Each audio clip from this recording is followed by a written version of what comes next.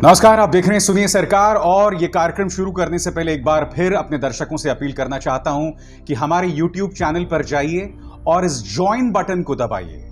आप HW news के हाथ मजबूत कर सकते हैं। आपको मिलेगी हमारी सदस्यता ग्रहण करने के 3 विकल्प, इनमें से एक को चुनिए और हमारे हाथ मजबूत कीजिए, क्योंकि हम करते हैं सामाजिक सरोकार की पत्रकारिता। हम करते हैं वो पत्रकारिता जिसके अंतर्गत हम सरकार को जवाबदेह बनाते हैं। और इस कार्यक्रम का नाम भी है सुनिए सरकार। और आज सुनिए सरकार में आपके सामने एक हकीकत, और जानते हैं वो हकीकत क्या है? वो हकीकत इस वक्त आपके स्क्रीन पर है, और वो हकीकत ये चीख चीख कर कह रही है कि पिछले 24 घंटों में करीब 2,60,000 नए कोरोना के केसेस और मृतकों की तादाद 1,761। यह आंकड़ा रोज बढ़ते जा रहा है और जानकारों का मानना है कि अगले 3 महीने तक यह आंकड़ा इसी तरह से बढ़ता जाएगा। इसमें किसी कमी की कोई गुंजाइश नहीं है। मगर क्या सरकार इसके लिए तैयार है? यह सवाल तो मैं लगातार उठाते रहा हूं, मगर मैं आपको कुछ चिंतित करने वाली तस्वीरें दिखाना चाहूंगा। इस तस्वीर को देखिए, गाजियाबाद की तस्वीर है, गाजियाबाद के कौशांबी की। चाहे आनंद विहार बस अड्डा हो या गाजियाबाद के तमाम अड्डे, आप देखिए नोएडा, गाजियाबाद के तमाम श्रमिक अब अपने गांव जाने को मजबूर हैं। इससे पता चल रहा है दोस्तों कि उनका बिल्कुल भी शहरी इंफ्रास्ट्रक्चर में विश्वास नहीं है। वो जानते हैं कि अगर वो शहर में रुक जाएंगे तो उनकी जान चली जाएगी। और मुझे ऐसा लग रहा है दोस्तों, इनमें से कई मजदूर पैदल चल पड़े, इनके पास पैसे तक नहीं है। और मुझे ऐसा लग रहा है कि पिछले साल का इतिहास दोहराया जाएगा, जब अनऑफिशियली कम से कम 200 लोग सड़क पर चलते चलते मारे गए थे। इस मुद्दे को विपक्षी नेता राहुल गांधी भी उठा रहे हैं आपके स्क्रीन पर। प्रवासी एक बार फिर पलायन कर रहे हैं। ऐसे में केंद्र सरकार की जिम्मेदारी है कि उनके बैंक खातों में रुपए डालें।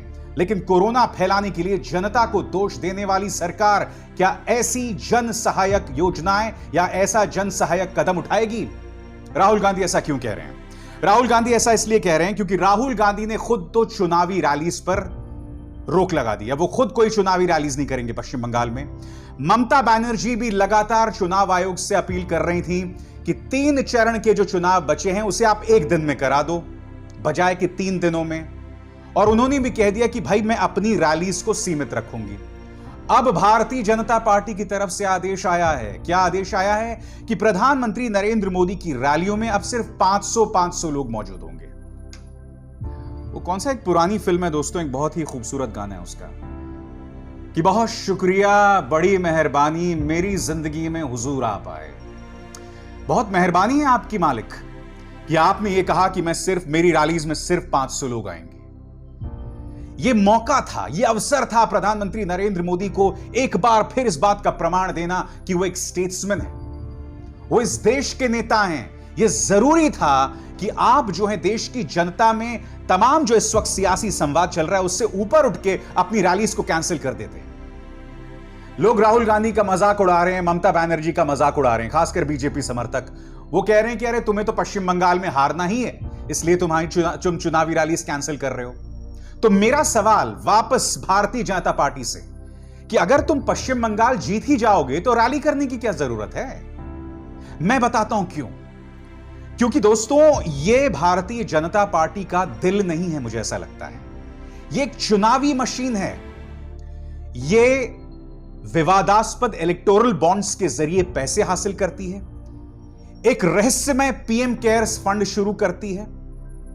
यही नहीं, पश्चिम बंगाल के अंदर व्यापारियों के लिए 1,000 रुपए के जो हैं कूपन्स जारी करती है, मगर वो कूपन्स गरीबों के पास में पाए जाते हैं, जिसका मतलब ये कि वो कूपन्स के बदले में उन्हें 1,000 रुपए दिया जा रहा होगा। तो भारतीय जनता पार्टी ये सब करती है। मगर दूसरी तरफ जब चुनावी रैलीज पर अंकुश डालना हो तो वो नहीं करती, क्योंकि उसे ऐसा लग रहा है कि हम जीतने वाले हैं, तो हम क्यों पीछे हटें। और आपके सामने ढेरों मिसालें हैं। प्रधानमंत्री आपको कुछ और नहीं करना है, आपको अपने गृह राज्य गुजरात की तरफ देखना है। क्या आप जानते हैं कि वहां की सरकार कह रही है कि भाई आधिकारिक आंकड़ों के मुताबिक 60 से 70 लोग मारे गए हैं, मगर हिंदू की इस पड़ताल के मुताबिक यह आंकड़ा उन 60 शहरों में 700 तक पहुंचा है। तो यह हाल गुजरात का है। उत्तर प्रदेश की बात करें, लखनऊ, बनारस, कानपुर, सभी का हेल्थ इंफ्रास्ट्रक्चर पूरी तरह से धराशायी हो चुका है। आपको खुद प्रधानमंत्री लखनऊ के लिए खास जूम कॉल करनी पड़ी, आपको बात करना पड़ा वहां लोगों से, क्योंकि आपके ही क्षेत्र में हालात इतने बदतर हैं और बावजूद इसके आप चुनावी रैलीज कर रहे हैं। आपका पूरा ध्यान इस वक्त कोरोना संकट का कैसे सामना करें वैसे होना चाहिए था, मगर आप नहीं कर रहे हैं। मैं इसके दो कारण मानता हूं दोस्तों। मेरे एक दोस्त हैं जो भारतीय जनता पार्टी कवर करते हैं एक पत्रकार के तौर पर। उन्होंने मुझे दो तीन बहुत दिलचस्प बातें बताई। उन्होंने कहा कि मैं भारतीय जनता पार्टी के नेताओं से बात कर रहा था और उन नेताओं से पूछा कि देश भर में हाहाकार मचा हुआ है, त्राहिमाम मचा हुआ है, लोग मर रहे हैं। जैसे कि मैंने आज ही का आंकड़ा आपको बताया, पिछले 24 घंटों में 1700 लोगों का मारा जाना। फिर भी प्रधानमंत्री को चिंता नहीं है, अमित शाह को चिंता नहीं है। क्या वजह है इसकी? तो आप जानते हैं उस बीजेपी के नेता ने क्या कहा मेरे उस पत्रकार दोस्त को? उन्होंने कहा कि इन तमाम चीजों के बावजूद प्रधानमंत्री की लोकप्रियता में कोई कमी नहीं आई। प्रधानमंत्री अब भी लोगों के दिलों में राज कर रहे हैं, ऐसा एक बीजेपी नेता ने बताया। उन्होंने आगे एक और चीज कही जो आपको हैरत में डाल सकती है। उन्होंने कहा, देखिए, जब वोट देने की बात आएगी ना तो लोग तमाम चीजों को भूल जाएंगे। अभी 1 साल के अंदर यूपी का चुनाव है। यूपी के चुनाव पहुंचते पहुंचते तक कोई भी इन घटनाओं को याद नहीं रखेगा। वो लोग वोट किस मुद्दे पे डालेंगे? काशी, क्योंकि काशी मंदिर को उग्र किया जा रहा है। राम मंदिर को लेकर फिर से एक दबे स्वर में जो है गर्म की जाएगी बात को। हिंदू मुस्लिम तो पुराना पैतरा है ही। तो बीजेपी का मानना है कि हम डर इसलिए नहीं रहे हैं, हमें चिंता इसलिए नहीं है क्योंकि हमारे पास वो पैतरा है, वो शिगुफा है जिससे हम चुनाव जीत सकते हैं। इसलिए जनता को जो तकलीफ हो रही है उससे हमें कोई असर नहीं पड़ने वाला है। और सबसे बड़ी बात दोस्तों, सबसे बड़ी बात है प्रचार तंत्र। मैं आपको 3 मिसाल देना चाहूंगा जिस पर आपको गौर करना पड़ेगा। सबसे पहले दोस्तों, ये जी न्यूज देखिए, इनका शीर्षक देखिए दोस्तों, इनके प्राइम टाइम में शो प्रसारित हुआ है, नेगेटिव खबरें कोरोना पॉजिटिव ना कर दें। देखिए, नेगेटिव विचारों से 2 गज की दूरी। यानी कि यह चैनल जो है इस बात की वकालत कर रहा है कि आप अपने सरकार से सवाल ना पूछें। यानी कि जो लोग सरकार से सवाल पूछ रहे हैं उन्हें ये लोग नकारात्मक बता रहे हैं। ये इसका प्रचार प्रसार किया जा रहा है प्राइम टाइम में। आप अंदाजा लगाइए दोस्तों कि किस तरह से प्रचार तंत्र का खूबसूरत इस्तेमाल बीजेपी करती है। आगे देखिए। वैसे ये जो पत्रकार था तिहाड़ जेल में पत्रकारिता का नाम रोशन कर चुका है। ये दूसरा जेल में वक्त बिताने वाला पत्रकार है। देखिए, इनकी एक एक खबर को देखिए। मोदी विरोध में देश से जंग क्यों? पीएम के एक्शन से विपक्ष परेशान क्यों? कोरोना से लड़ाई में पीएम ने संभाला मोर्चा। खबर यह होना चाहिए था प्रधानमंत्री ने अब जाकर संभाला मोर्चा। और दोष किसको मढ़ा जा रहा है? विपक्ष को। मैं आपको 2-3 चीजें बताता हूं दोस्तों। सबसे पहली बात, जब राहुल गांधी कह रहे थे, सबसे पहले राहुल गांधी ने कहा था कि सिर्फ 45 साल से ऊपर के लोगों को वैक्सीन ना दी जाए। उन्होंने कहा कि वैक्सीन सबको दी जाए। उसके बाद पूर्व प्रधानमंत्री मनमोहन सिंह ने 5 सुझाव दिए थे मोदी सरकार को, जिसमें उन्होंने कहा था कि सबको वैक्सीन दी जाए। यानी कि पहले मशवरा किसी और की तरफ से नहीं बल्कि कांग्रेस के इन 2 नेताओं की तरफ से आया था। राहुल गांधी ने यह भी कहा था कि सिर्फ 2 वैक्सीन से काम नहीं चलेगा, बहुत जरूरी है कि आप लोग जो हैं जितने भी वैक्सीन दुनिया में मिल रहे हैं, जिनकी विश्वसनीयता की परख हो चुकी है, जांच हो चुकी है, उन सबको आप भारत लाइए। जब राहुल गांधी ने यह बात कही थी तब इन नेताओं पर गौर कीजिए। रविशंकर प्रसाद, स्मृति ईरानी, इन्होंने क्या कहा था कि राहुल गांधी अब वैक्सीन कंपनियों की दलाली करने लग गए। तो मशवरा तो कांग्रेस दे रही थी ना। फिर ये जो आदमी है जो चीखता चिल्लाता है प्राइम टाइम में, जेल से यात्रा करके आया है, वो ये क्यों कह रहा है कि प्रधानमंत्री के एक्शन से विपक्ष परेशान क्यों? ऐसा क्यों कह रहा है बताइए? वो ऐसा इसलिए कह रहा है क्योंकि भारतीय जनता पार्टी को लगता है कि प्रचार तंत्र के जरिए जनता का ब्रेन वॉश किया जा सकता है। मैं इसके लिए बीजेपी को दोष नहीं देता हूं। ठीक है, बीजेपी अपनी ताकत का इस्तेमाल कर रहा है, अपने रसूख का इस्तेमाल कर रहा है, अपनी एजेंसीज का इस्तेमाल कर रहा है पत्रकारों पर, राजनेताओं पर दबाव डालने के लिए। मगर मेरा सवाल आपसे है, इस देश की जनता से, कहा भैया यहां कछु है कि नहीं है? या जला दिए उसको भी। सच तो यह है दोस्तों, ये करारा तमाचा इस तरह के न्यूज चैनल्स जो चला रहे हैं, जो चाहे इस रिपब्लिक ने चलाया या जी न्यूज ने चलाया, ये करारा तमाचा आपकी बुद्धिमत्ता पर है, आपकी इंटेलिजेंस पर है। आपको खुद के गिरेबान में झांकना पड़ेगा। और मैं एक और खबर आपको दिखाता हूं दोस्तों, वो अपने आप में कितनी शर्मनाक खबर है। आपकी स्क्रीन पर यह खबर, देवेंद्र फडणवीस के 23 साल के भतीजे ने कोरोना का टीका ले लिया। 23 साल का भतीजा। अभी तक आप सिर्फ 45 साल के ऊपर हो तभी आप टीका लगा सकते थे, मगर देवेंद्र फडणवीस के भतीजे ने लिया। मैं आपसे पूछना चाहता हूं, क्या न्यूज चैनल्स ने इस खबर पर डिबेट की? कितने न्यूज चैनल्स ने डिबेट की? कल्पना कीजिए, प्रियंका गांधी वाड्रा के बच्चों में से किसी ने, या राहुल गांधी के किसी रिश्तेदार ने, या अरविंद केजरीवाल के किसी रिश्तेदार ने, अखिलेश यादव के किसी रिश्तेदार ने इस तरह से, क्योंकि इनकी उम्र 23 साल है, कल ही सरकार ने फैसला लिया कि 18 साल के ऊपर के व्यक्ति को वैक्सीन लगनी चाहिए। तो 23 साल के हैं और ये पहले लगवा चुके थे, मगर आपने कोई चर्चा सुनी? बिल्कुल नहीं सुनी। क्यों? क्योंकि मीडिया ये चर्चा ही नहीं करना चाहता है। मीडिया अगर ये चर्चा करेगा तो ये भाव जाएगा कि भारतीय जनता पार्टी अपने रसूख का इस्तेमाल करके, क्योंकि देखिए वैक्सीनेशन का जो नियंत्रण है, कंट्रोल जो है, वो तो केंद्र सरकार कर रही है। इससे ये खबर जाएगी कि देखो देवेंद्र फडणवीस किस तरह से अपने ओहदे का गलत इस्तेमाल करके अपने भतीजे को उन्होंने वैक्सीन लगवा दिया। ये खबर जाती, मगर कोई चर्चा नहीं कर रहा है। तो मैं यही तो आपसे कहना चाहता हूं, देखिए मीडिया की तो विश्वसनीयता खत्म हो चुकी है, मगर हकीकत यहां पर यह है कि ये करारा तमाशा आप लोगों के मुंह पर है। ये लोग आपको बता रहे हैं, ये लोग आपको चिढ़ा रहे हैं, जीभ चिढ़ा रहे हैं। बुरा मत मानिएगा जो मैं बोलने वाला हूं।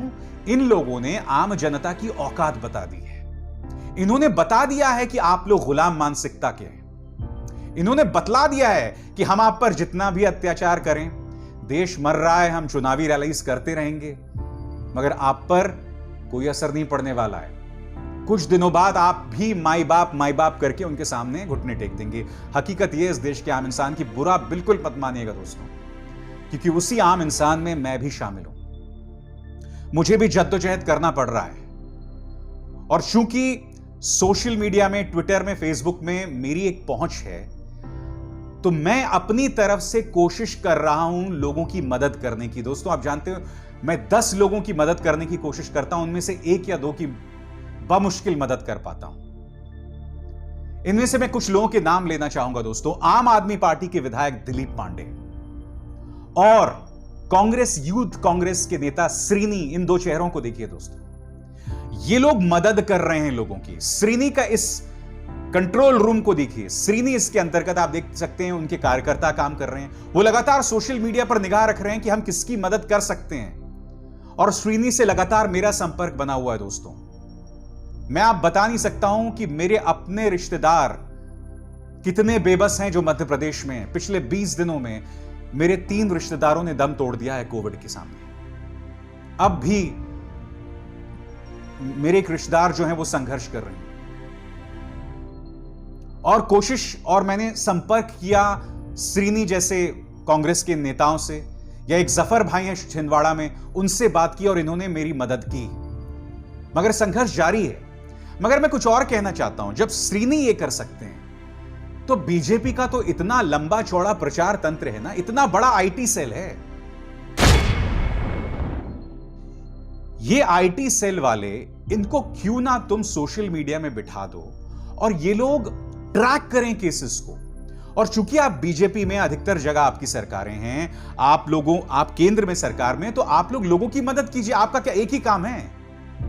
2-2 रुपए प्रति ट्वीट के लिए लोगों के साथ गाली गलौज करना, औरतों को धमकियां देना। क्या बीजेपी आईटी सेल का बस यही काम है?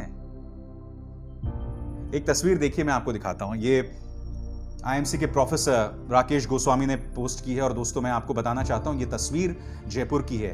वो क्या लिखते हैं मैं आपको पढ़ के सुनाना चाहता हूं। जयपुर के कोविड अस्पताल RUHS में सभी बेड फुल हो चुके हैं। नए मरीजों के लिए बरामदे में बेड डाले गए हैं। शहर के दूसरे कोविड अस्पतालों में भी स्थिति बहुत अच्छी नहीं है। ये तस्वीर आप देख रहे हैं साहब, बरामदे में बेड्स डाल दिए गए हैं। यह हालत हो गई है।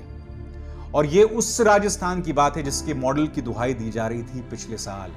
आज देखिए क्या हालत है ये तस्वीर में। अरविंद केजरीवाल त्राहिमाम कर रहे हैं कि मेरे हिस्से की ऑक्सीजन केंद्र सरकार ने दूसरे राज्यों को भेज दी है। हेमंत सोरेन झारखंड के सीएम वो केंद्र सरकार से अनुमति मांगते हैं कि क्या मैं बांग्लादेश से दवाइयां मंगा सकता हूं। इसलिए बहुत जरूरी है इस देश को सारथी की, जो हम सबको साथ लेके चल पड़े। मैं आपसे ही तो समझना चाहता हूं, क्या केंद्र सरकार ऐसा करेगी? क्या देश के सबसे लोकप्रिय कद्दावर नेता ऐसा करेंगे? और सबसे बड़ी बात, चुनाव आयोग का दिल नहीं है क्या? इस वक्त जो मुख्य चुनाव आयुक्त हैं उनको भी कोरोना हो गया है। अरे भगवान के संदेश को समझो भाई। इसलिए जो 3 चरण के चुनाव बचे हैं उसे एक दिन में खत्म कीजिए, मगर आप नहीं करेंगे क्योंकि आप जानते हैं कि उससे मदद किसी और को नहीं बल्कि बीजेपी को मिलने वाली है। मैं एक ही चीज कहूंगा, शेम ऑन यू। नमस्कार। जब हमने HW न्यूज नेटवर्क की नींव डाली थी, तब हमने यह ठाना था कि न्यूज और इंफॉर्मेशन ये लोगों तक फ्री पहुंचनी चाहिए, मुफ्त पहुंचनी चाहिए, और हम आज भी ये वचन पर कायम है। पर जैसे आपको मालूम है, न्यूज चैनल चलाने के लिए पैसों की जरूरत है, तो हमको सबको न्यूज फ्री पहुंचाने के लिए कुछ मेंबर्स और कुछ सपोर्टर्स की जरूरत है। जी हां, मेरी आप सबसे गुजारिश कि आप सब HW न्यूज हिंदी की मेंबरशिप को ग्रहण करें। ये सदस्यता स्वैच्छिक है, यानी कि आप अपनी मर्जी के मुताबिक इसे ग्रहण कर सकते हैं, क्योंकि अगर आप इसे ग्रहण नहीं भी करते तब भी आपको HW न्यूज हिंदी के तमाम कार्यक्रम मिलते रहेंगे। मगर अगर आप चाहते हैं कि आजाद न्यूज जो है वो मजबूत हो, अगर आप चाहते हैं कि वो न्यूज जो सत्ता से सवाल पूछती है वो मजबूत हो, तो जरूर बने HW न्यूज हिंदी के सदस्य। जो लोग हमारे 89 रुपए प्रति महीने वाले कार्यक्रम से जुड़ेंगे, उनके लिए HW न्यूज का बैच विश मिलेगा।